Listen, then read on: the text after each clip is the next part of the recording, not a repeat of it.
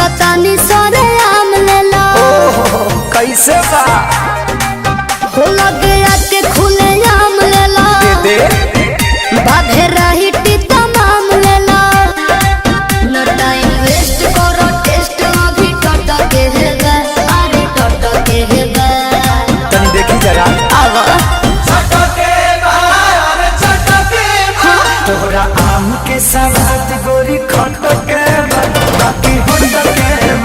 तोहरा आम के सवाद बड़ी खट के बाकी हट के तनी चिखा ना दो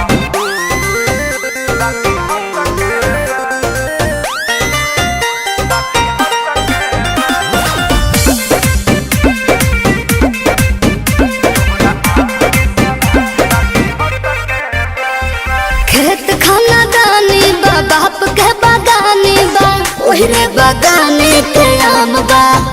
ले लो भर झोरा सस्ते ही दाम बा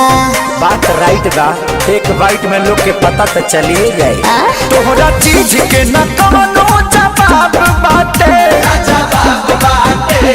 हिसाब बाटे चलो तहरा खाती दू चार पैसा घट के बा अरे घट के बा हाँ तो दे दो चलो छोड़ दी छट के छट के अरे तोरा आम के सवाद गोरी खट के बाकी होट के अच्छा आम के सवाद बड़ी खट के बाकी हट के कौन छुछू लागत रे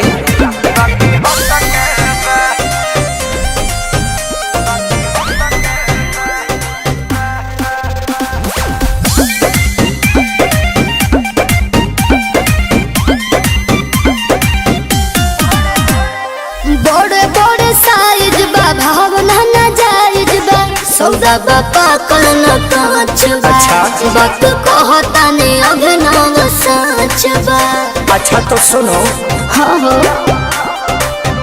तोहरा लंगड़ा के तगड़ा सवाद बाटे धन्यवाद बाटे जिंदाबाद बाटे सारे राहुल भाई फिर जुस मटक बा अरे मटक बा हाँ तो पहुँच जाए रे सही हो छट के छट के हाँ तोरा आम के सवाद गोरी खट के बाकी होट के अच्छा